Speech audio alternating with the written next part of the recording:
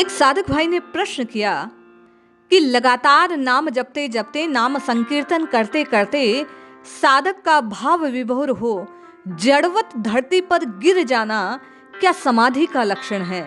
क्या ये नाम की सिद्धि का लक्षण है? क्या इसको क्या जानना चाहिए? उस भार विभोर होने की उस स्थिति का क्या भाव रहता है?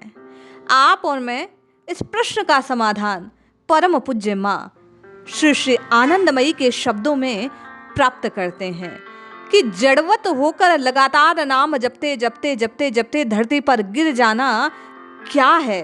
किस बात का संकेत है? क्या ये साधना की सिद्धि का संकेत है? क्या ये जड़ता का संबंध है? क्या ये समाधि का लक्षण है या अन्य कोई स्थिति है? ये क्या है, इसे समझते हैं। जय श्री हरि। पूज्य गुरुदेव के चरणों में बारंबार प्रणाम। सभी नामनिष्ठ साधकों को जय जय श्री सीताराम।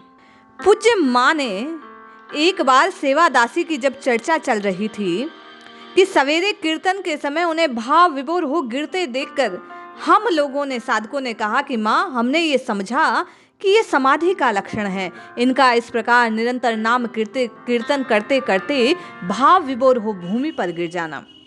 माँ ने कहा वह समाधि नहीं थी, उसे भावावेश कहा जा सकता है।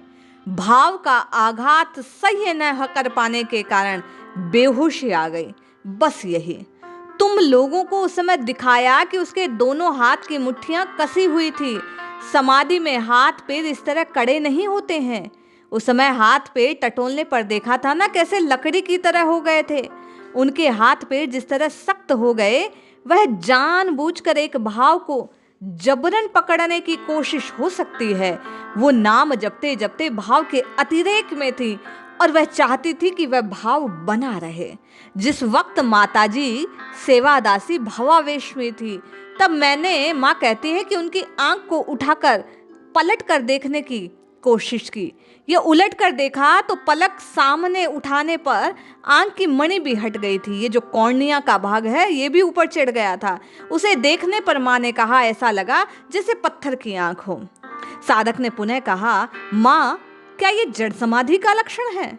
श्री श्री माँ कहती है, नहीं, इसे कोई भी समाधि नहीं कहा जा सकता, सिर्फ भावावेश कहा जा सकता है। जड़ समाधि कैसी होती है जानते हो?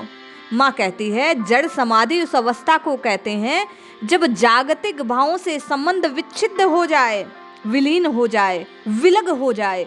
शरीर की एक दो ग्रंथियां तो खुल जाती हैं, पर सभी ग्रंथियां न खुलने के कारण साधक का आध्यात्मिक जगत के साथ किसी भी प्रकार का पूर्ण संबंध नहीं होता। ऐसी स्थिति में वह आध्यात्मिक जगत का कोई भी समाचार नहीं देख पाता है। इस अवस्था में अनेक लोगों का शरीर पात होता है।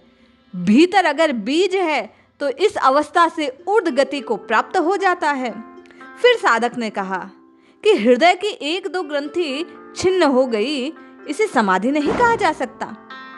माँ कहती है, कह तो सकते हैं, ये प्रारंभिक अवस्था है, लेकिन ये केवल और केवल भावातिरेक की अवस्था है। निरंतर वह इसी प्रकार साधन करता रहा तो शीघ्र ही उसे लाभ होता है। तो हम आप भी माँ के कहे अनुसार भाव विभोर होकर नित्य निरंतर अपने इष्ट के नाम को पुकारते रहें, जपते रहें। एक दिन धीरे धीरे धीरे धीरे आपकी और मेरी आध्यात्मिक उन्नति होगी। नाम को रटने के प्रताप से नामी से मिलन का वह शुभ समय, वह मुहूर्त भी निकट आ जाएगा। इसलिए जपिए, रटिए, प्रभु को पुकारिए, निश्चित कल्याण होगा। जय श्री हरि।